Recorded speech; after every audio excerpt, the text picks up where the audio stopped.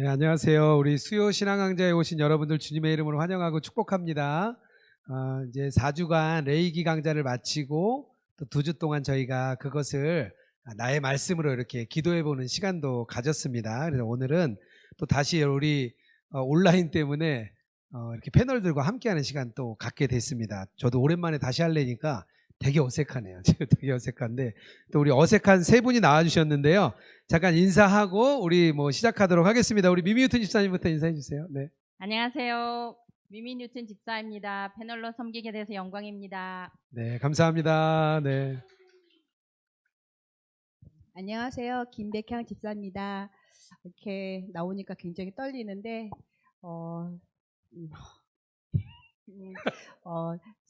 어떻게 해야 되지? 솔직하게 주님이 주신 마음 잘 얘기하겠습니다. 네, 감사합니다. 네, 우리. 안녕하세요. 한자경 집사입니다. 마이크 잡고 이런 거 해본 적 없는데 불러주셔서 영광입니다. 네, 감사합니다. 우리 세 분에게 박수 부탁드립니다. 네, 감사합니다. 저희가 오늘 전체 주제는요, 그리스도인이란 무엇인가 라는 시리즈인데요. 첫 번째 강의, 누가 그리스도인인가 라는 주제로 시작하게 되는데요. 본문 말씀이 로마서 8장 9절입니다. 우리 좀 같이 우리 패널들도 마이크 좀 들어주시고 한 목소리로 같이 읽겠습니다. 만일 너희 속에 하나님의 영이 거하시면 너희가 육신에 있지 아니하고 영에 있나니 누구든지 그리스도의 영이 없으면 그리스도의 사람이 아니라. 아멘. 아멘. 네, 이번 주는 누가 그리스도인인가에 대해서 좀 나누려고 하고요. 다음 주는 성령의 일을 생각하는 그리스도인, 그리고 세 번째 주에는 삶으로 나타내는 그리스도인, 삶으로 살아내는 그리스도인에 대해서 나누려고 하고요.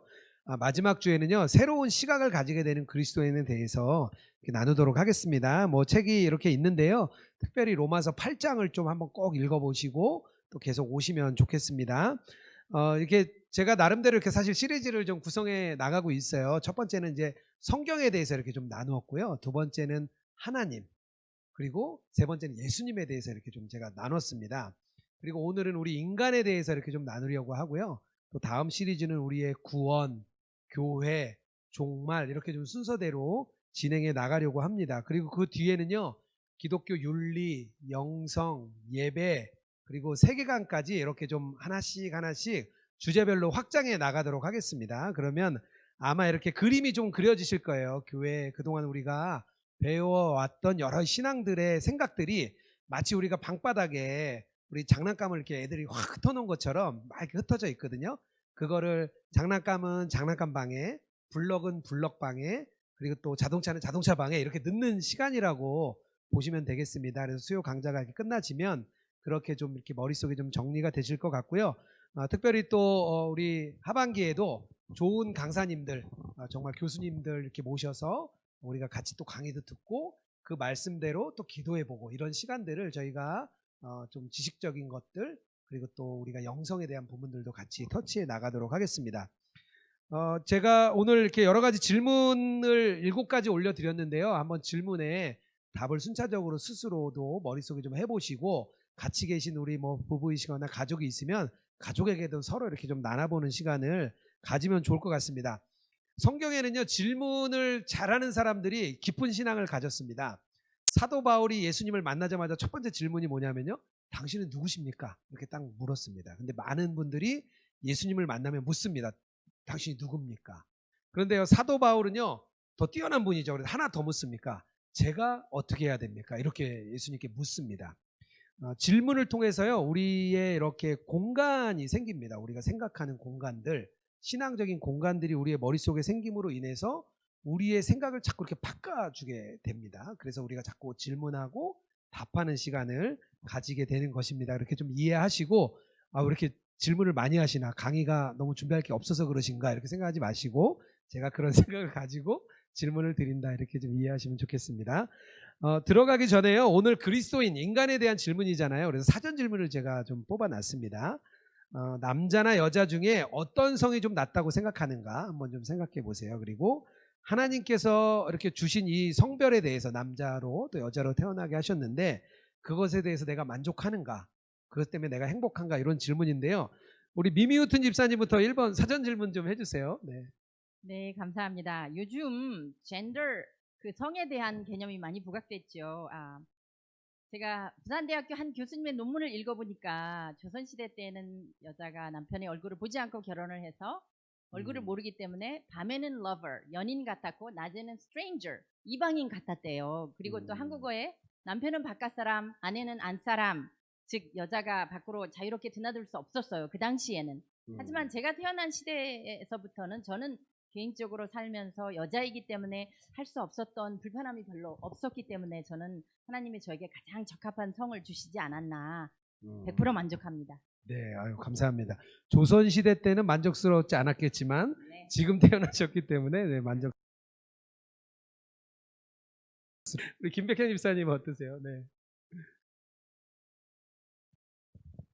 저는 어릴 때 이렇게 여자보다 남자들이 힘이 세잖아요. 그래서 힘이, 그걸 네네. 그걸 좀 부러워했나 봐요.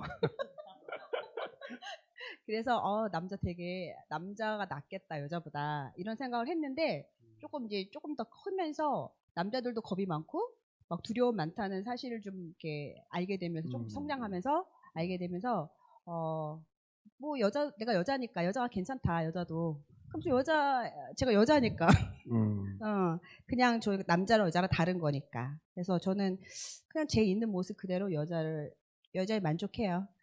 네, 우리 다 여자분들만 제가 모셔가지고 오늘 하여튼 다 만족스러우시. 우리 한장현 집사님은 네.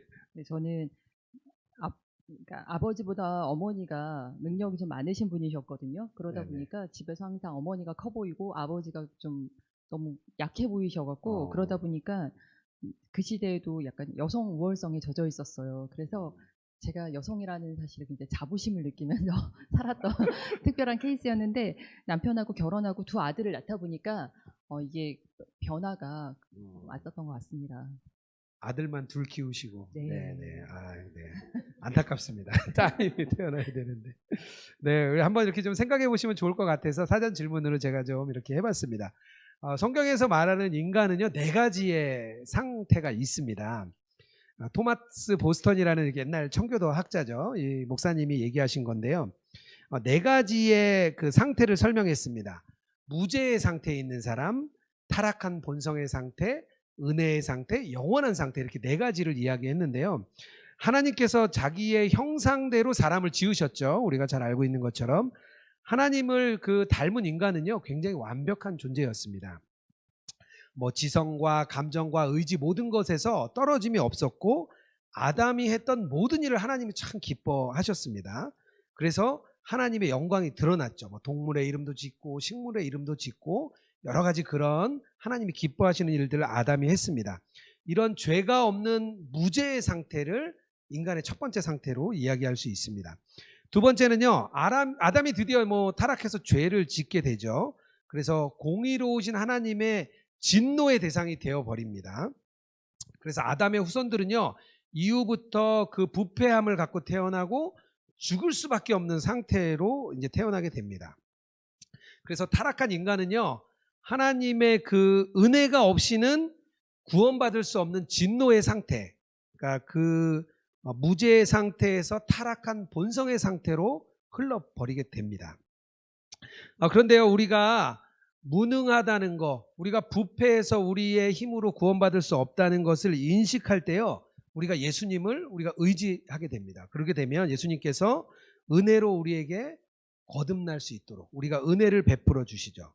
그래서 우리가 다시 하나님의 영광을 드러내는 삶으로 가게 됩니다. 이게 바로 은혜의 상태입니다. 네 번째는요, 결국에는 우리가 모든 사람이 다 죽음을 맞이합니다. 죽음을 맞이하면 자기가 정한 집으로 돌아가게 되죠. 근데 그 집이요, 이 영원한 죽음, 어떤 사람들은 영원한 죽음에 가게 되고 어떤 사람은 영원한 생명으로 가게 됩니다. 이 땅에서는요, 의인과 악인이 막 뒤섞여 살고 있는 그런 세상인데요, 죽음에 임하게 되면요, 악인과 타락한 천사들은 지옥으로 가게 되고 그리고 저주받은 공동체 속으로 이제 들어가게 됩니다. 그리고 의인들은 천사의 호의를 받으면서 예수님과 함께 이 땅을 다스리시는 영원한 상태로 들어가게 됩니다. 좀 어렵게 이렇게 여러 가지 표현을 했지만요, 쉽게 얘기하면 창조, 타락, 구속, 영광, 이 4가지 우리가 구속사라는 것에서 함께 했던 그 네 가지의 상태가 결국 인간의 상태라고 보시면 될 것 같습니다. 질문을 하나 조금 더 하고 지나가려고 하는데요. 그렇다면 우리가 하나님의 형상으로 만들어진 사람이라면 하나님의 어떤 닮은 면이 내가 있어야 되잖아요. 그거 한번 좀 찾아보는 거예요. 나는 도대체 어디가 하나님을 닮았을까 이렇게 찾아보는 건데요. 김백향 집사님은 어디가 좀 하나님과 좀 닮으셨습니까? 네, 닮은 점을 말씀해 주십시오. 저는 창세기 1장에 보면 하나님이 창조하시고 그 창조하신 걸 보시기 좋았다고 한 7번 나와요. 근데 이제 31절을 보면 하나님이 지으신 그 모든 것을 보시기에 심히 좋았다고 하셨는데, 저는 하나님 창조하신 자연을 보면 너무 좋고 기뻐요. 그리고 그 자연 꽃을 보면 사랑스럽고 신기하고 감탄하면서 이름이 되게 궁금해요. 그리고 제가 이제 그 이름이 궁금하니까 이름도 찾아보고 그러면서 그 이름들한테 이름도 불러주고 막 이러면서 제가 자연을 통해서 하나님을 만나는 것 같아요. 그러면서 이제 사실은 제가 꽃하고 새 이런 거 벌레 되게 싫어하거든요, 원래. 그런데 작년에 제가 이제 회복이 되면서 하나님이 자연과 주변 사람들 보는 좀 시야를 좀 그러니까 좀 바꿔주셨어요. 그러면서 그 시야가 바뀌면서 회복되면서 자연을 보는 그것이 좀 하나님이 보시는 그 시야로 보는 것 같아요. 그냥 보니까 너무 기쁘고 또 저를 보는 것 같고 하나님이 저를 보시는 것처럼 사랑스럽게 보시는 것처럼 제가 보는 것 같다는 그 마음을 굉장히 주셔서 어쨌든 내 안에 계신 하나님 바라보는 시야로 본다는 것이 최고의 선물 같아요. 그래서 그거를 느끼면서 하나님이 내가 하나님을 닮았구나. 그것을 이렇게 확인하고 생각하게 됐어요. 하나님이 갖고 있는 눈을 이제 닮은 거죠. 예, 마음. 네네. 네. 너무 아름답습니다. 네. 네. 우리 한자경 집사님은 어떤 부분이 닮으신 것 같아요? 저는 제가 좋아하지 않는 그런 사람들이 어려운 일을 닥쳤을 때 분명히 외면하고 싶고 함께하고 싶지 않았는데 불구하고 그 상황에 닥치면 마음을 이렇게 국률의 마음으로 바꿔주실 때가 있어요. 그러면 하나님이 우리를 향해서 품으시는 마음이 그런 마음이 아니실까 생각하게 됩니다. 그러니까 평소에는 사실 뭐 함께하고 싶지 않은 사람인데 그럼에도 불구하고 그 사람이 어려워질 때 되면 이렇게 안아주게 되는 그런 마음이시네요. 네, 그것도 아주 귀한 마음입니다. 미미우튼 집사님은 어떤 부분이 닮으셨습니까? 저도 한자경 집사님하고 비슷한 동일한 라인인데요. 제가 타고난 본성과는 다르게 저를 화나게 한 사람을 볼 때 예전 같으면 그냥 안 보고 싶고 멀리하고 싶었겠지만 하나님과 주님과 친밀한 동행을 하고 나면서부터는 그 사람을 더 긍휼하게 여기게 되고 왜 저 사람이 저런 행동을 했을까 기도를 하게 되면 하나님이 정말 사랑을 부어주시는 걸 느낄 수가 있어요. 제가 며칠 전에 느꼈던 감정이 바뀌는 거를 제가 경험을 몇 번 했어요. 그래서 내 안에 살아계신 성령님이 나를 움직여 주시는구나. 그래서 하나님의 마음을 조금은 제가 비슷하게 닮아가고 있다라고 생각합니다. 하나님께서 그런 마음을 주신 것. 네. 우리 자리에 계시지만 한번 나는 어떤 부분이 주님을 닮았을까? 그걸 한번 좀 생각해 보시면 되게 좋을 것 같습니다. 이런 얘기들을요. 오늘 좀 동해일기 한번 좀 써보세요. 그래서 좀 오늘 했던 생각이 나는 질문들이 있으면 일기에다 이렇게 한번 좀 기록해봐도 좋을 것 같습니다. 이렇게 인간에게는 이 네 가지의 상태가 있는데요. 우리가 좀 집중적으로 보려고 하는 것은요. 타락한 상태와 은혜의 상태, 이 두 가지에 좀 오늘 집중해서 좀 이야기를 좀 나눠보려고 합니다.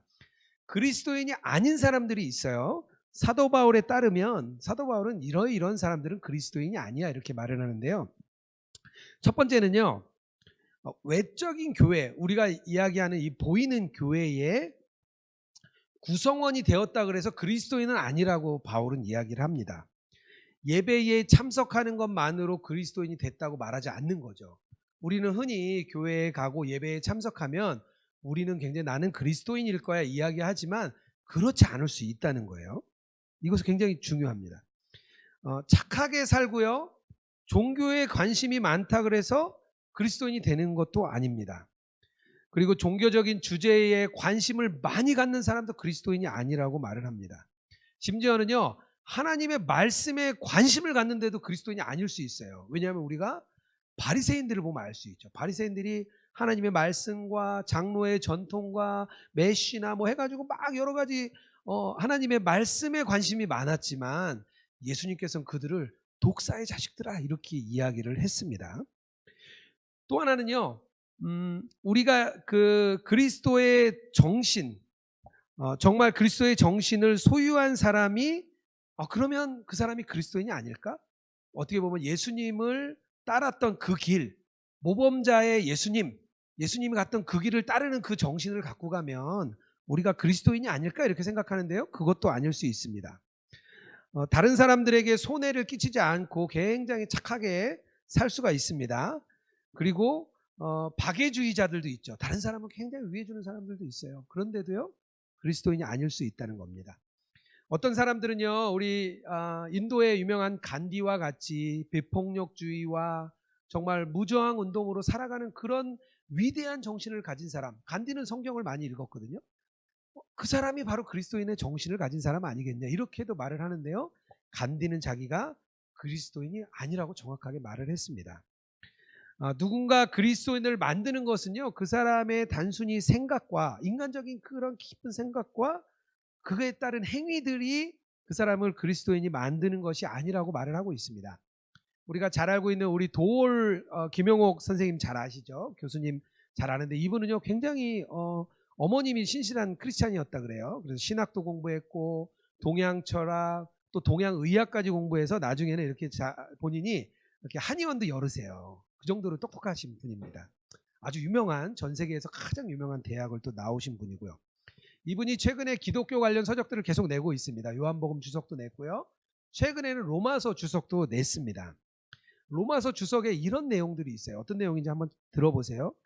예수는 자신을 하나님의 아들이나 메시아로 의식 없이 평범하게 산 위대한 사람이었을지도 모른다. 그런데 바울에게 이것은 용납될 수가 없었다. 예수는 하나님의 아들이어야 한다. 그리고 예수는 부활한 구세주여야 한다고 사도 바울은 생각했다. 여기 로마서 강에 있습니다. 이분은요 너무 똑똑해가지고 성경을 다 주석하고요, 보니까요 여러 신학자들의 책을 두루 섭렵하셨더라고요. 그런 책을 저술할 능력을 가졌지만 이분은 그리스도인이라고 우리가 말할 수 없습니다. 왜냐하면요, 예수님을 나의 구주, 영원한 구세주로 인정하고 있지 않기 때문입니다. 우리가 교회에 다니다 보면요 이런 경우들을 좀 만나게 돼요. 본인은 그리스도인인 것 같은데 그리스도인이 아닌 것 같은 사람들이 꼭 있습니다. 왜 그런 사람 있죠? 그래서 이게 참 이런 경우에 참 난해한 질문인데 이제 한번 좀 여쭤보고 싶어요. 이런 경우에 어떻게 말을 해줘야 될까? 참 어려운 질문이죠. 어떻게 깨달을 수 있도록 우리가 좀 도와줘야 될까? 이런 좀 어려운 질문 앞에 우리 한장영 집사님 어떤 답을 이렇게 좀 해주시고 싶습니까? 부끄러운 얘기지만 이제 제가 예전에 그 세상적으로 인정받고 성공하는 것이 제가 하나님이 기뻐하시는 자녀라는 걸 증명하는 거라는 생각을 가진 적이 있었어요. 그래서 그런 마음들을 남편에게 많이 나눴었거든요. 근데 그때 남편이 저에게 야고보서 2장 19절 말씀을 건네줬는데 그 말씀이 내가 하나님은 한 분이신 줄을 믿느냐 잘하는도다 귀신들도 믿고 떠드느니라 이 말씀을 주면서 하나님을 알지만 그분이 내 삶의 주인이 되지 않는다면 그게 마귀와 별반 다르지 않는 삶이라는 거를 깊은 울림으로 받았던 적이 있었어요.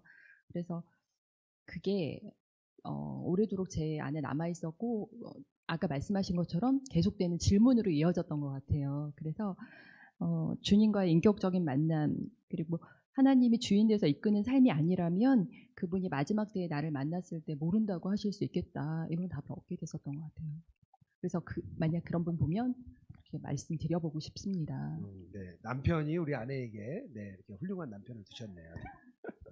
네, 우리 미미우튼 집사님은 이 어려운 질문 앞에 어떻게 답변을 하시겠습니까? 글쎄요, 아이들을 키울 때 말로 하면 아이들이 잘 안 듣고 부모의 행동을 그대로 따라 배워서 한다고 하잖아요. 자기 배로 낳은 아이들도 말을 안 듣는데 타인이 어떻게 우리가 아무리 하나님은 사랑이십니다 설명을 해도 이해시키기가 힘들잖아요. 그래서 행동으로 보여주는 게 그 하나님의 사랑을 직접 행동으로 보여주고 하나님이 당신을 사랑하시는 것을 제가 이렇게 보여주면 더 그분들이 이해가 빠르지 않을까 싶습니다. 네, 삶으로 보여주는 거죠. 네, 삶으로 네, 보여주시는 네. 거. 네. 저의 개인적으로도 제가 하나님을 인격적으로 만나게 된 계기는 어머님이 아무리 말씀을 하시고 언니가 아무리 말을 해도 안 들었어요. 이쪽으로 왔다 이쪽으로 나갔다고 하죠. 그런데 이제 하나님이 교통사고를 내셔가지고 제가 팔중 추돌 사고를 하면서 그러니까 그 정말 우리는 참 미련한 죄성이 큰 미련한 인간이라 어떤 행동으로 보여줄 때 훨씬 더 저희가 이해가 빨리 되는 것 같습니다. 네, 삶으로 보여주는 거 네, 너무 필요한 것 같습니다. 네. 우리 김백현 집사님은 어떻게 답변을 좀 해주시겠습니까? 저는 어쨌든 교회는 다니시는 분이잖아요. 질문이 그죠? 그리고 나랑 친분이 있다는 거잖아요. 그렇죠. 그분이 네네. 그렇다면 좀 친분이 조금 있는 분이 있는 분이잖아요. 네네. 남편이 아내에게 그죠? 해주듯이. 그죠? 네네. 저는 그분이 힘들 때 뭐 안 되는 상황이나 막 그럴 때 함께 있어주고 관심 가져주고 그다음에 뭐 안부도 물어주고 그분에게 거부를 당해도 끝까지 하나님 말씀이 참여하고 성경 말씀 함께 같이 읽고 함께 기도하고 함께 나눈 것이 좋았던 것 같아요. 지금 남편하고 동생한테 지금 나왔는데 동생한테 제가 개인 얘기 하니까 양해를 좀 구해달라고 하고서는 이제 여기 왔거든요. 네네. 지금 주님 안에서 그리스도인으로 신앙생활을 너무 잘하고 있어요. 근데 예전에는 남편하고 동생 부부가 교회는 다니지만 그리스도인이라고 말하기가 힘들 때가 있었어요. 그래서 같이 만나서 제가 이제 이 질문지를 받고 동생한테 질문 3번 이거를 같이 보여줬어요. 동생한테. 그래서 이렇게 물어봤더니 언니를 통해 하나님 말씀이 맞다는 것을 알았대요. 그리고 언니가 믿는 예수님을 믿어볼게요. 그리고 주님께 고백했다고 하더라고요. 그래서 제가 어떻게 했냐고 물어봤어요. 그리고 저희 남편에게도 하나님이 저를 통해서 어떻게 하셨냐 물어봤거든요. 그랬더니 자기네가 어떤 이제 뭐 상황이나 어떤 사건 속에서 감정에 막 빠졌을 때, 뭐 잘못된 생각을 하거나 잘못된 행동을 할 때 제가 성경책을 늘 들고 다니면서 성경 말씀 찾아가지고 막 읽어주고 막 이렇게 했대요. 제가 계속 그래요? 동생한테도 가고 막 들고 다녔나 봐요. 그래서 하나님 말씀으로 하나님 마음을 얘기해 줬대요. 그리고 함께 기도해주고 함께 있어줬다고 하더라고요. 근데 시간이 되게 14년, 18년을 제가 기다려주고 사랑해줬다고 하는데 사실 저는 그때 너무 힘들었거든요. 정말 힘들잖아요. 그렇게 긴 시간을 한다는 것 자체가. 근데 하나님께서 내가 너무 힘들다고 못하겠다고 했었는데 그래도 기도하면서 하나님 말씀 읽으면서 같이 순종했어요. 그랬더니 정말 생각하지 못하게 정말 하나님이 일하셔서 지금은 너무 정말 저보다 더 하나님과 동행 같이 더 하면서 하나님 말씀 믿고 정말 참 그리스도인이 된 것 같아요. 그래서 끝까지 함께 있는 게 가장 여기에 답인 것 같아요. 네, 아유 감사합니다. 네. 그 답변을 이렇게 좀 잘 생각해 보시고요. 또 아무한테나 가서 너 그리스도는 아닌 것 같아. 그러시면 안 됩니다. 절대 그러시면 안 됩니다. 이렇게 우리 답변해 준 집사님들처럼 삶으로 이렇게 보여주시고 또 기다려주시고 또 이것도 필요할 것 같습니다. 그렇다면 그리스도인인 사람은 누구냐? 이것을 좀 우리가 오늘 말씀을 통해서 좀 이렇게 하나씩 더듬어 보려고 합니다. 그리스도인이 되는 가장 기본적이고 본질적인 것은요. 주 예수 그리스도에 대한 우리의 태도와 마음과 생각입니다. 9절 오늘 나눈 본문의 하반절에요. 이렇게 있습니다. 누구든지 그리스도의 영이 없으면 그리스도의 사람이 아니다. 이렇게 말을 하고 있습니다. 이 그리스도의 영을 소유한다고 말했을 때 사도 바울은요, 어느 특별한 기질이라든지 어떤 정신 상태라든지 어떤 관점을 갖고 있다, 이것을 말하는 게 분명히 아닙니다. 그보다 더 훨씬 독특한 어떤 것을 말하고 있는 거죠. 9절의 앞부분엔 이렇게 돼 있죠. 만일 너희 속에 하나님의 영이 거하시면 너희가 육신 안에 있지 아니하고 영에 있나니. 앞부분에서는 하나님의 영이라고 이야기했고요, 뒷부분에서는 그리스도의 영이라고 이야기합니다. 아마 두 개가 다 이렇게 혼용해서 사용하는 것 같아요. 그리고 두 경우에 다 이 영이라고 말할 때 표현, 스피릿이라고 말할 때 대문자를 쓰고 있습니다. 그러니까 성령을 이야기하시는 것 아시겠죠? 결국에는 실제로 우리가 그리스도인이 되려면 우리가 너무 잘 아는 거죠. 성령님이 우리 안에 있어야 된다는 것. 그것이 바로 사도 바울이 한 번 더 강조하고 있습니다.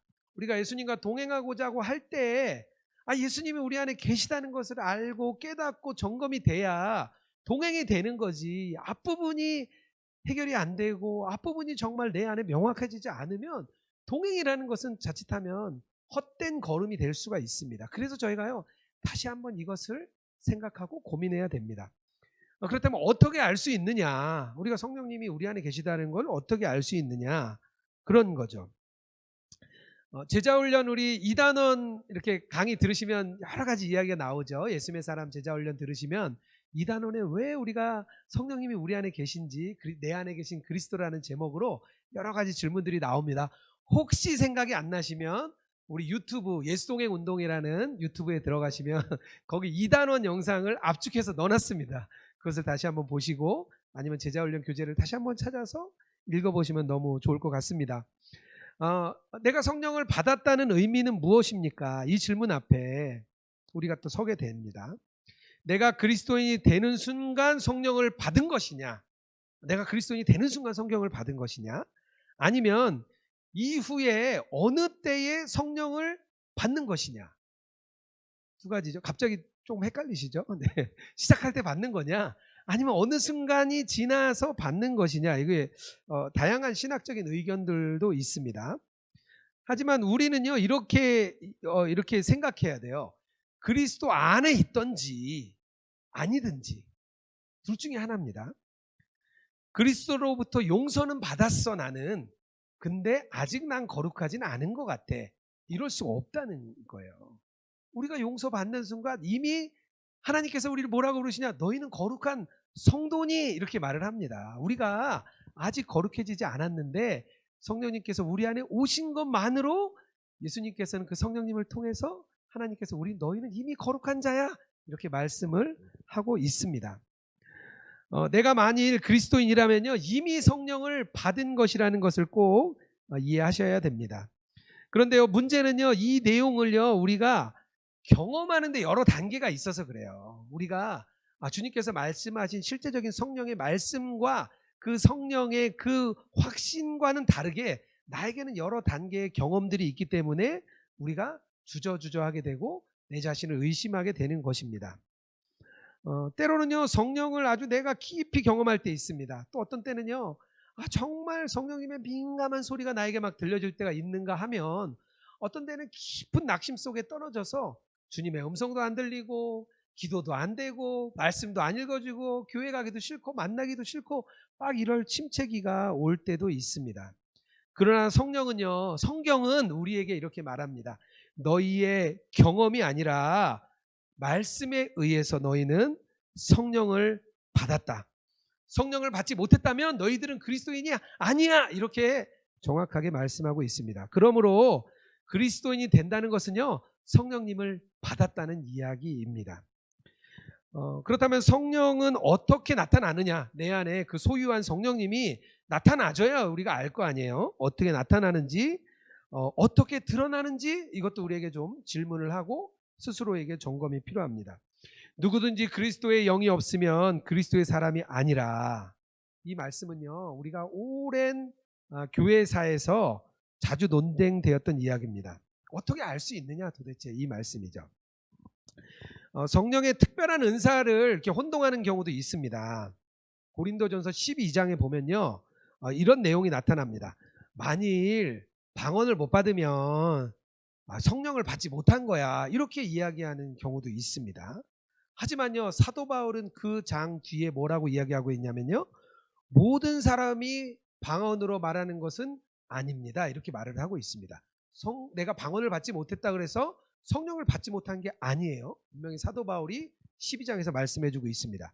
기적을 행하지 못하거나 은사가 없거나 또 두드러진 외적인 경험을 하지 못했다면 성령을 받지 못한 것이야, 너는 확실한 체험이 없잖아, 그것도 아닙니다.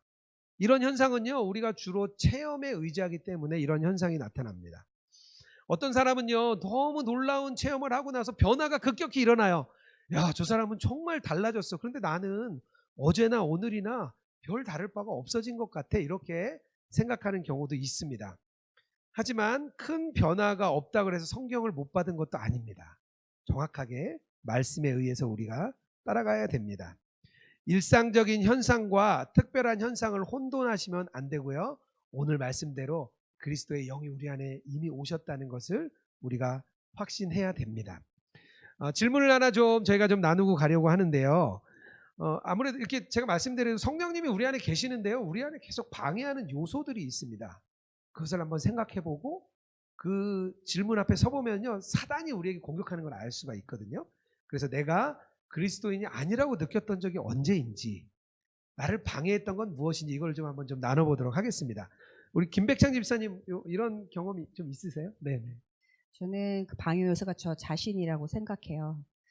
예전에는 지금은 하나님께 묻고 이렇게 기도하면서 말씀을 통해서 가지만, 예전에는 모든 걸 결과만 가지고 계산해서 내 생각, 내 계획대로 밑에서부터 순차적으로 일을 했었어요. 그러다 보니까 하나님 말씀하시기 전에, 하나님의 일을 하시기 전에 제가 다 해버리는 거예요. 하나님 일할 수가 없잖아요. 그러다 보니까 주님이 내 안에 계시다는 사실을 깨닫지 못했었어요. 그러니까 결국은 제 자신이 어떤 방해 요소였죠. 네, 맞습니다. 우리가 내 계획, 내 생각, 뭐 심지어는 뭐 그런 얘기도 해요. 나는 순교를 못할 것 같아요. 굉장히 이렇게 겸손한 질문 같지만 여기에 주어가 뭐냐, 나는이거든요. 그래서 항상 내 생각, 내 내면의 소리에 집중하지 않는 거, 이것도 되게 너무 중요한 생각인 것 같습니다. 미미우튼 집사님은 어떤 게 방해 요소였었어요? 제가 그리스도인이 아니라고 느낀 적은 많습니다. 하지만 그 중에서 가장 두드러진 두 가지를 나누자면, 한 가지는 남편과 싸움을 할 때, 다른 교인을 대할 때는 긍휼한 마음도 생기고 그 사람이 나를 화나게 해도 금방 용서가 되고 사랑이 되는데, 사랑이 우러나오는데 왜 남편한테는 그런 네네. 마음이 네네. 쉽게 나오지 않을까요? 그게 그러면 기도하기도 힘들고, 성령님이 안에 안 계신 것처럼, 정말 떠나가신 것처럼 밤에 밤기도도 잘 안 되고 일기도 쓰기 싫어요. 그래서 네. 처음 이제 동행 일기를 쓰기 시작할 때는 그런 날은 일기를 안 씁니다. 근데 이제 작년부터 매일 쓰기 시작하면서 네. 점점 그 사람 마음을 더 헤아리게 되고, 그 사람이 저를 화나게 할 때 왜 저 사람이 저런 말을 했을까, 긍휼한 마음이 생기게 되고, 이제는 거의 부부싸움이 없습니다. 그래서 아멘. 일기를 쓴 가장 큰 베네핏이 정말 제 삶 속에서 나타나고, 한 가지 다른 경우는 네. 운전대를 잡을 때입니다. 운전대만 잡으면 하나님이 저 옆에 안 살아 계세요. 성령님이 떠나셨어요. 무슨 정말 대회에 나가서 운전하는 사람처럼 5분 10분 빨리 가기 위해서 저 신호등을 건너야 되는데 막 속력을 내고, 앞에서 늦게 가는 사람이 있으면 불평을 하고, 정말 제가 저를 뒤돌아보면 운전할 때. 정말 창피합니다. 주님 죄송합니다. 네네. 우리 카레이서 미미우튼 집사님, 앞으로 우리 주일날 만나면 카레이서로 불러주세요. 아까 우리 남편 얘기하니까 우리 앉아 계신 아내분들이 굉장히 자연스럽게 웃음이 나오는 것 같습니다. 네. 우리 한자경 집사님은 어떠세요? 네, 저는 카레이서 부분에서 더 깊이 공감을 했고요. 저 같은 경우에는 이제 죄에 대해서 자꾸만 반복해서 넘어질 때, 그리고 그렇게 넘어진 다음에 어김없이 자책하고 그 죄에 얽매이는 마음들 때문에 하나님의 자녀라고 내가 착각했나? 이렇게 생각했던 적이 참 많았던 것 같은데요. 그 부분을 하나님은 이제 애쓰고 노력해서 도달하는 경지가 아니라 그냥 주님 앞에 거하는 것이다. 잘하지 못해도 된다. 이런 마음으로 회복시켜 주셨던 것 같습니다. 넘어질 때는 어떤 예가 있으세요? 칼에 있어. 칼에. 아니 저도 사실 미미 집사님 되게 공감을 하는 게 너무 은혜 받고 집에 가면서 이제 앞에 끼어드는 차에 대해서는 별로 자비가 없었던 것 같아요. 여자분들이 이렇게 운전을 험하게 하시네요. 네네, 알겠습니다. 네. 한번 이렇게 좀 생각해 보시고요. 이것도 어떤 방해 요소가 있는지 이렇게 공격한 걸로 또 공격하거든요. 사단이 꼭 공격한 걸로 또 공격해와요. 그러니까 그걸 잘 적어 보시고 동일기에도 써보시고 이걸 가지고 스스로 자기를 잘 점검하는 시간이 되었으면 좋겠습니다. 그렇다면 자신이 그리스도의 영을 가졌는지 어떻게 알 수 있는지 로마서 8장 내용을 중심으로 몇 가지 제가 구체적인 구절을 좀 제시해 보도록 하겠습니다. 로마서 8장 5절에요. 이렇게 있습니다. 성령의 일을 생각하는 사람. 여기서 성령의 일은 여러 가지가 되겠죠. 뭐 예배도 될 수 있고 나눔 방교회 모임도 될 수 있고 우리 한 교우가 생각나서 기도할 수도 있겠고 그 사람 주일에 만났는데 어렵다 그랬는데 어땠을까? 뭐 이런 것들이 다 성령의 생각이겠죠. 8장 7절에는요. 이렇게 생각합니다. 말씀하십니다. 육신의 생각은 하나님과 원수가 되나니. 결국 그거죠. 육신의 생각을 하지 않는다는 거예요. 육신적인 생각을 하게 되면 성령을 소유한 사람은요. 명백하게 하나님을 사랑하는 사람입니다. 그래서 하나님과 이렇게 원수가 되려고 하지 않아요. 하나님 싫어하는 것을 우리가 안 하려는 마음이 우리 안에 있습니다. 하나님의 그 법을 따르고 하나님의 법을 사랑하는 것. 우리가 율법을 지켜요. 왜 지키냐? 율법은 다 이미 없어진 거 아닌가요? 그런데요. 우리는 율법을 지킵니다. 왜 지키냐? 하나님이 그것을 기뻐하시니까요. 하나님이 율법을 지키는 걸 너무 기뻐하시니까 우리가 율법을 지키는 거예요. 우리가 예수 그리스도의 은혜로 십자가의 은혜로 우리가 모든 것으로 구원받고 율법으로부터 자유케 되었지만 그 율법을 하나님 지키는 걸 기뻐하니까 우리가 지키는 거거든요. 그래서 이게 하나님이 기뻐하시는 것을 하는 겁니다. 8장 13절에는요. 몸의 행실을 죽이는 것. 우리의 몸은요. 죄와 은혜가 싸우는 장소입니다. 죄가 우리를 막 지배하려고 막 달려오기도 하고요.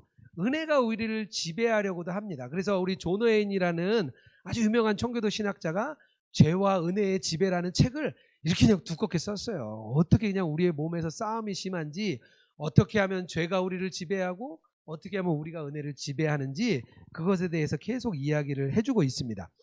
8장 14절에는 이렇게 있습니다. 하나님의 영으로 인도함을 받는 사람이다.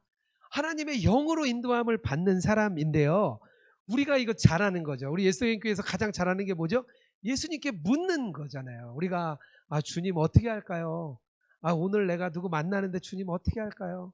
오늘 내가 누구 만났어요? 주님 어떤 말을 할까요? 이렇게 자꾸 묻는 거예요. 근데 이게 처음엔 잘 안 되다가요.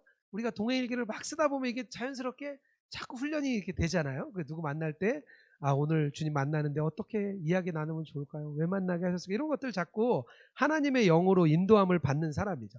오늘 수요 강좌를 들으러 올까 말까? 내가 이 시간에 들어갈까 말까? 녹화되면 있다가 밤에도 올라오는데 지금 들을까 말까 하다가 들으시면 이제 하나님의 영으로 인도함을 잘 받고 네, 계신 것입니다. 하여튼 이렇게 작은 일 하나부터 이렇게 따라가는 거, 이런 것들이 하나님의 영으로 인도함 받는 거예요. 16절에는 이렇게 이야기합니다. 성령이 친히 우리의 영과 더불어 우리가 하나님의 자녀인 것을 증언합니다. 바로 양자 된 거죠. 우리가 아들 된 거죠. 저희 아이들이요, 얼마나 이렇게 요즘에 학교를 안 가잖아요. 점심 먹으면 저녁은 뭐 줄 거냐? 또 저녁 먹으면 내일 아침은 뭐 줄 거냐? 맨날 물어봐요, 아이들이 계속. 그리고 일주일에 한 번 학교 가는데 어제는 갔다 오더니 오늘 내가 너무 힘들었으니까 11시까지 나 TV 보겠다. 막 이렇게 아이들이 이야기합니다. 너무 뭐 얘기하는 거죠. 아이들이 아들인지 알거든요. 딸인지 아니까 뭐 그런 거죠. 우리가 정말 하나님이 우리의 아버지 되신 것을 우리가 막 깨닫게 되는 겁니다. 그래서 여기서 또 잠깐 좀 질문 또 하고 지나가려고 그래요. 내가 성령님을 정말 마음에 모시고 있다고 깨달은 것, 이거는 정말 이 말씀 외에도 다양한 경험들이 있으실 텐데요. 그 이유를 좀 우리가 같이 이야기 나누면서 자기 생각도 좀 해보도록 하겠습니다. 미미어튼 집사님, 요 한번 성령님이 마음에 모시고 있다고 깨달은 때 어떤 때입니까? 예, 제가 마음속으로 어떤 사람을 판단하고 정죄하고 그 사람의 단점에 대해서 불평을 한 적이 있어요. 예를 들자면 저희 제부가 비염이 있어가지고 제 앞에서 이렇게 킁킁거리고 이럴 때 제가 막 여러 번 불평을 했어요. 마음속으로 저 사람은 왜 저럴까. 그랬는데 2년 전부터 제가 면역력이 떨어지면서 감기가 오면 비염이 같이 옵니다. 그래서 제가 하나님이 저희 죄는 용서를 하시지만 죄값을 받으시는구나 이렇게 깨달아서 이제는 저랑 다른 사람을 보고 제가 예전 같으면 저 사람 왜 저러지 생각하는 거를 그만한 이유가 있겠지. 네네. 오늘 저희가 다 다른 아멘. 색깔의 네네. 옷을 입었잖아요. 그러니까 네네. 무지개처럼 내가 이런 색깔이면 저 사람은 저런 색깔, 우리가 조화를 이루라고 다 저렇게 하나님이 형상에 따라서 만드신 거니까 이렇게 이제는 좀 이해를 하게 됩니다. 네. 저도 좀 비염이 좀 심한 편이에요. 앞으로 저를 좀 긍휼히 봐주시면 좋겠습니다. 네. 알겠습니다. 네. 우리 한자경 집사님은 네, 어떻습니까? 어떤 때 깨달았어요? 예수님 우리 안에 계시다. 그러니까 저는 이전에는 제가 이렇게 교회 다닌다, 예수님을 믿는다는 얘기를 못했었던 시절이 있었거든요. 근데 그 이유는 사람들이 갖고 있는 그 기대치가 있어서 내가 교회 다닌다고 하면 교회 다니는 애가 왜 저래 하면서 이렇게 판단받고 그런 게 두려워서 그 말을 못했었어요. 근데 이제 제가 정말 성령님이 제 안에 정말 주인으로 계신다라는 게 믿어지면서 일어난 변화는 전도에 대한 마음을 주셨어요. 그래서 사실 선목에 왔을 때 제일 힘들었던 게 전도를 나가는 거였거든요. 그러면은 제자 훈련할 때 전도 네, 그러면은 그걸 누가 할 수 있을까? 그래서 정말 숙제처럼 했었는데 그 마음에 전도에 대한 열망을 주시더라고요. 전하고 싶은 마음, 너무 좋기 때문에, 그리고 이게 정말 전하지 않고 내 안에 가둬두면 안 된다라는 마음을 부어주셔서 했는데, 그래서 관계전도 할 때마다 주변을 둘러보게 되고 혹시라도 이제 발급함이 있는 지체들이 있는지 생각하게 되고 전하게 되고 이런 변화들이 있었던 것 같습니다. 네, 우리 12단원에 전도할 마음이 생기는 제자 훈련에 네, 감사합니다. 우리 김백향 집사님은요? 네. 저는 예전에는 어때 생각이나 이런 마음들이 이제 좀 안 좋은 뭐 불의한 생각, 뭐 분쟁하는 그런 마음들 또는 뭐 비방하고 싶거나 뭐 그런 여러 가지 뭐 교만한 마음 뭐 이런 여러 가지들을 그냥 이렇게 받아들이거나 그냥 그 생각에 머무르거나 아니면 죄책감에 빠지거나 막 이랬던 것 같아요. 근데 이제는 그러지 않고 그 성령님이 내 안에 계시다는 걸 믿고 알고 나서부터는 그런 생각이나 이런 마음들이 들어올 때 좀 알아차리는 것 같아요. 좀 예전에는 그거를 그냥 머물렀다면 알아차려서 그것을 바로 그 순간 하나님께 기도하고 그 생각을 좀 거부하고 마음에 주신 하나님 말씀을 입으로 선포해요. 그러니까 제일 처음에 많이 했던 게 그 베드로전서 5장 7절 모든 걱정과 근심을 하나님께 맡기십시오. 하나님께서 백향이를 돌보고 계십니다. 그거를 진짜 하루 종일 한 때도 있었던 것 같아요. 그런 여러 가지 막 그런 생각이 들어올 때. 또 아니면 또 고린도후서 10장 모든 이론들을 파괴하고 하나님 아는 지식을 가로막는 모든 교만을 쳐부수고 모든 생각을 사로잡아 그리스도의 복종시킵니다. 그러면서 막 진짜 막 울부짖고 막 발버둥 칠 때가 많았거든요. 그렇게 하고 나면 정말 감사하게도 제 이 모든 게 진짜 하나님 말씀으로 딱 되니까 좀 용기도 나고 그다음에 마음 편안해지고 좀 담대해지는 걸 많이 이제 경험을 하다 보니까 그게 처음에는 이제 조금 막 그러더니 어느 순간부터 이게 막 이제 뭐랄까 가속도가 붙더라고요. 그러면서 계속 이제 주시는 말씀 선포하고 하니까 삶이 진짜 예전하고 완전히 달라졌어요. 정말 평안하고 가정도 진짜 편안해지고 관계도 그렇고 저 자신도 좀 자신감도 많이 생기고 그러면서 하나님이 오신다는 게 이런 거구나. 진짜 내가 하나님이 세상을 이기신 하나님이 내 안에 오셔서 나도 이길 수 있구나. 그러면서 좀 삶이 되게 진짜 평안해요. 너무 아멘. 좋아요. 네, 아멘. 네, 아멘입니다. 육신의 생각을 우리가 빨리빨리 알아차리고 그것을 빨리빨리 차단해 나가는 것, 이것도 정말 너무 중요한 우리 은혜의 방편인 것 같습니다. 이렇게 제가 말씀드린 내용들을 이렇게 한 3가지 정도로 정리가 되겠더라고요. 이 로마서 8장 5절부터 16절까지 말씀해 보면요.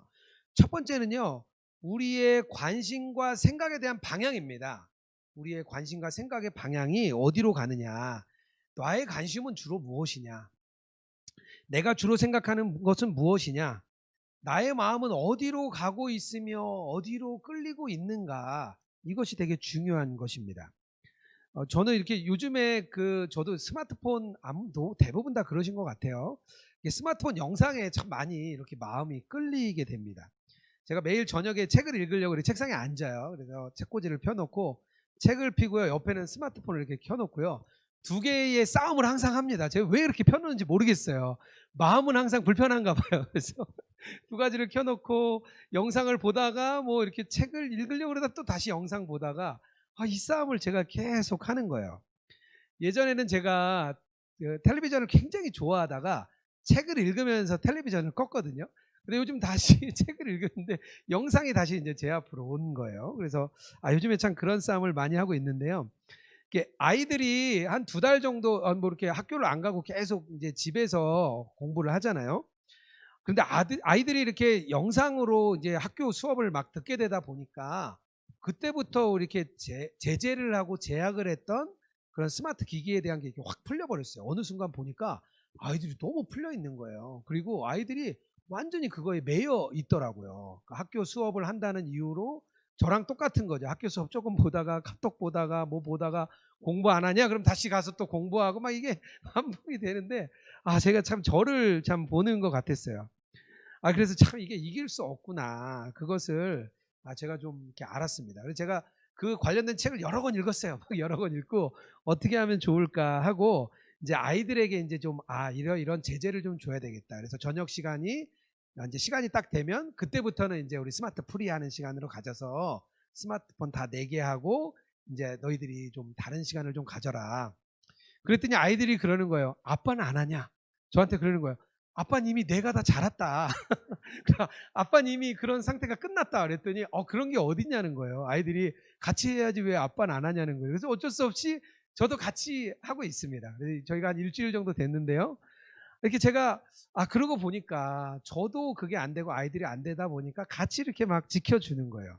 그래서 일정 시간이 지나면 딱 끄고 그럼 좀 주일에는 더 빨리 시간을 더 빨리 당겨서 저녁 시간이 되기 전에 끝내고 나니까 아이들하고 이렇게 대화도 길어지고 또 아이들하고 이렇게 이야기도 많이 하고 그런 시간이 되더라고요. 저에게도 이게 막 혼자의 싸움이 아니라 아이들이 보니까 되도록이면 저도 이렇게 하다가도 저희 아내가 제가 시간이 딱 넘어가면 바로 저를 뭐라 합니다. 그럼 빨리 덮고 저도 다시 말씀으로 이렇게 들어가는 시간을 이렇게 갖게 되는데요. 이렇게 참 우리의 관심과 생각이 어디에 가는지 이것도 너무 우리 중요한 것 같습니다. 질문을 제가 좀 하고 싶어요. 요즘에 어떤 부분에 관심이 있으신지 우리 한정현 집사님 어디에 관심이 제일 많으십니까? 네, 목사님 또 말씀에 깊이 공감한 게 저희 집 애들도 하루 3끼를 먹여야 되니까 아침을 먹이면 그 다음 점심 뭐 먹여야 될지 그 다음 저녁 뭐 먹여야 될지 네, 식단입니다. 식단에 관심. 네, 이거 되게 중요한데 이게 뭐 관심을 안 가질 수 없다고 할 수 없지만 그거에 너무 꽂혀 계신 거죠. 네, 알겠습니다. 우리 미미우튼 집사님 어떤 생각이 제일 많이 내 관심을 쏟고 계세요? 요즘 세계에 많은 사람들이 코로나 때문에 건강 염려증이 생기지 않았습니까? 저 또한 예외일 수는 없습니다. 2월 말에 대상포진이 온 이후에 또 코로나로 인해서 매일 어제 확진자는 몇 명이었을까 뉴스를 찾아보게 되고 또 면역력을 키우려면 무엇을 먹어야 될까 또 우리 한 집사님 식단 말씀하셨는데 점심은 뭘 먹어야 건강을 더 유지할 수 있을까. 정말 요즘은 하나님이 살아계시고 내 안에 성령님이 살아계셔서 책임져 주신다는 걸 믿지만도 왜 그렇게 건강을 염려하는지 모르겠습니다. 죄송합니다. 네네. 건강을 염려하시는 카레 있어 우리 미미우튼 집사. 우리 김백찬 집사님 요즘에 어떤 것에 제일 관심이 많으십니까? 네. 아까 그래서 그냥 얘기할게요. 네네네.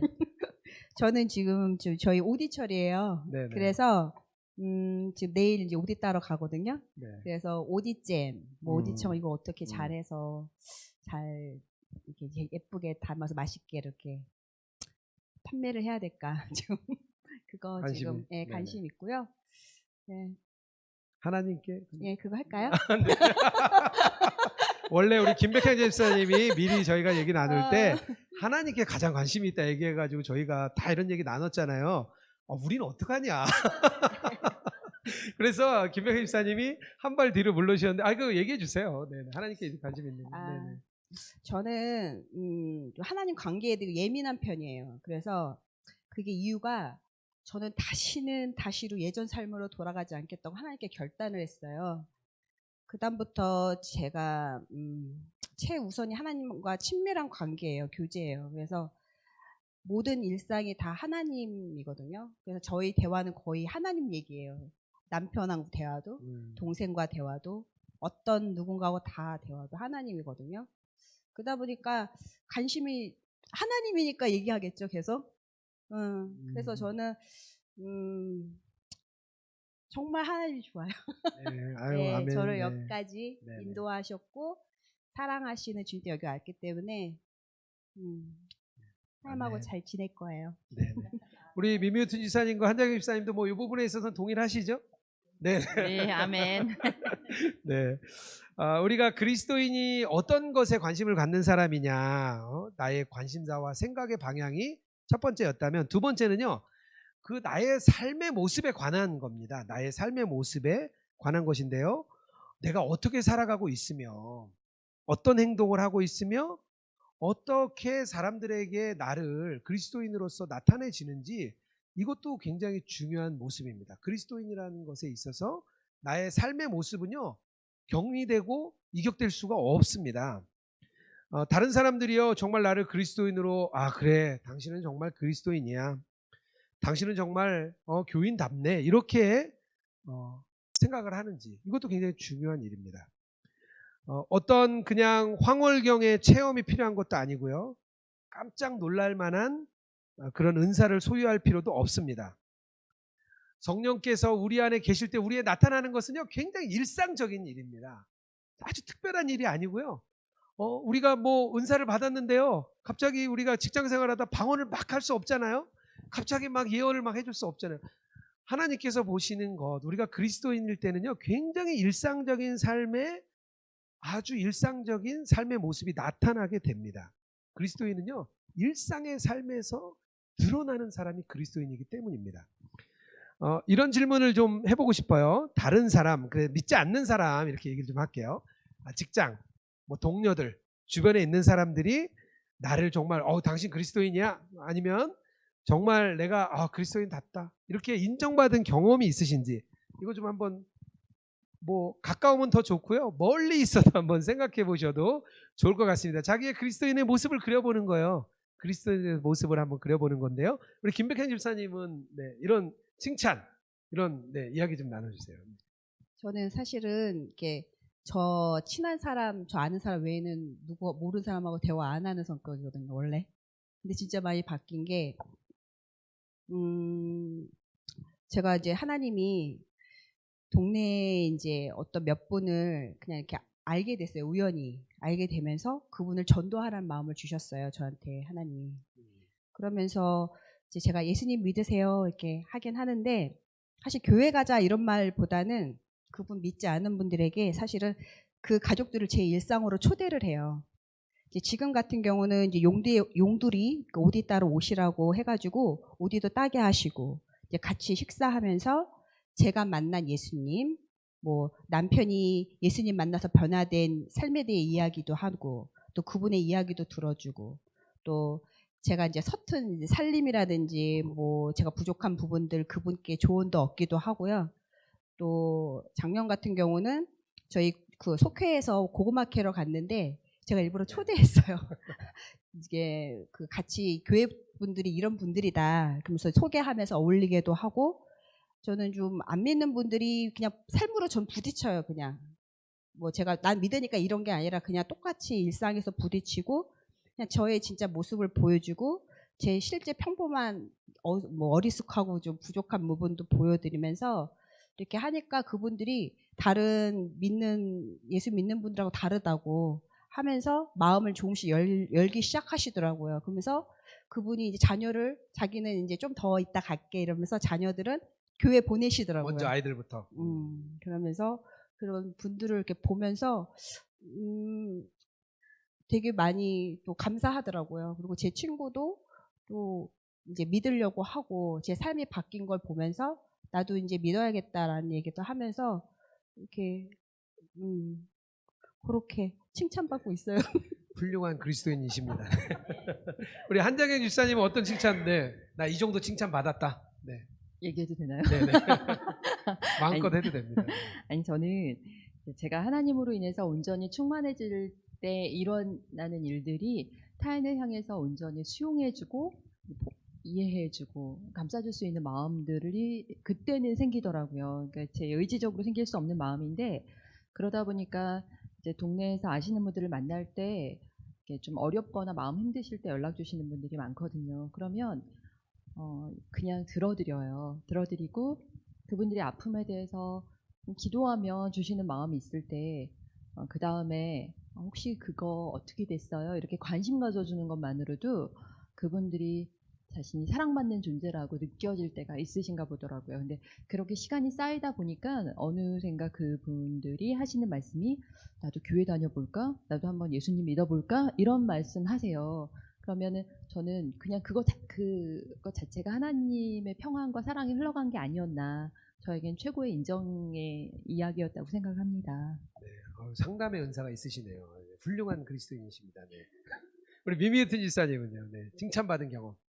저는 굉장히 과거로 올라가서 한참 올라가야 되시요. 칭찬받은 게 없어서 정말 제가 약 10여 년 전에는 성경 공부를 가르쳤을 때 그 알코올 중독자 여자분이 나오셨어요. 그래서 약 2년간 제가 그분의 고통을 들어드리고 힘들다 할 때는 같이 생활해주고 막 정말 전화하면 다 정말 상담사처럼 들어드리고 구원을 받으셨어요, 그분이. 근데 그거는 제가 오래전입니다. 요즘엔 특히 2020년도에 들어서서는 모든 직업상 온라인으로 하게 되고 또 교회, 나눔방 식구, 또 친한 친구들이 다 교인들이기 때문에 우리 김백향 집사님처럼 세상에 나아가 빛과 소금의 역할을 해야 되는데 못 해내고 있습니다. 아이고 하나님 죄송합니다. 오늘 계속 하나님한테 죄송한 마음만 생기네요. 아이고, 더 순종하겠습니다. 네, 네. 아니 뭐 10여 년 전에 칭찬 받으셨잖아요, 그죠? 네, 네. 네, 제가 아까 그래서 시작하기 전에 남편에게 칭찬 안 받으셨냐 그랬더니 한참을 생각하시더니 없는 것 같다고. 네. 우리가 뭐 시간이 꼭 뭐 이렇게 지금이냐 뭐 현재냐 미래 과거냐 뭐 상관없이 우리가 정말 그리스도인답다 이것을 우리가 살아내고 또 살아왔고 앞으로 살아가는 것이라 생각을 합니다. 왜냐하면 하나님께서는요 우리의 시간을 볼 때 우리는 시간을 이렇게 길게 선으로 보잖아요. 근데 하나님은 우리 이렇게 이걸 돌려서 이렇게 점으로 보거든요. 한 점으로. 우리의 시간이 긴 것 같지만 하나님은 이미 마지막에 완성된 우리의 그리스도인의 모습으로서 우리를 점으로 시간을 보기 때문에 우리는 하나님께서 언제나 그리스도인이고 사랑받는 자녀입니다. 우리가 조금 더 이렇게 우리의 삶으로 이렇게 드러낼 수 있으면 좋겠습니다. 세 번째 그리스도인이란 무엇이냐? 새로운 시각을 가지게 된다. 그 내용에 보면 8장 말씀에 보면 그런 말씀들이 있습니다. 하나님에 대한 나의 태도, 내가 하나님을 사랑하고 있는지, 하나님을 정말 경외하고 있는 이런 하나님에 대한 태도도 새로운 시각이고요. 이웃에 대한 태도들, 아까 우리 긍휼의 마음들 막 이야기했잖아요. 이웃에 대한 태도, 시각이 우리가 바뀌는 겁니다. 또 자신에 대한 시각이 또 바뀌게 됩니다. 나를 볼 때 나는 형편없는 사람인데 하나님 보시기에는 형편없는 사람이 아닌 거죠. 우리가 만약에 남의 자녀를 야, 넌 어쩜 그렇게 네 자녀 형편없냐? 뭐 이렇게 얘기하면 얼마나 기분 나쁘겠어요. 아니 내 아들을 당신이 뭔데 형편없다 그러냐.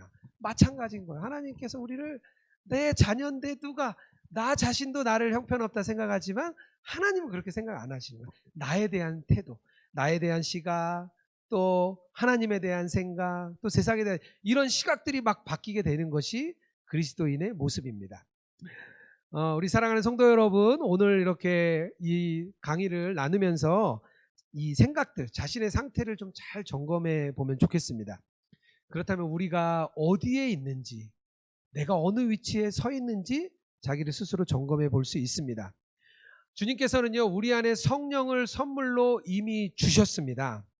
그래서 우리는 그리스도인인 것입니다.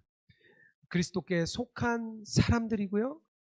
또 그리스도인들은요, 예수님 안에 있는 사람이에요. 그래서 우리가 항상 이야기하잖아요. 우리가 예수님 바라보고 예수님과 동행하고자 할 때는 우리가 예수님 안에 있는 사람이기 때문에 그렇습니다. 이것이 주님께서 오늘 주시는 메시지입니다.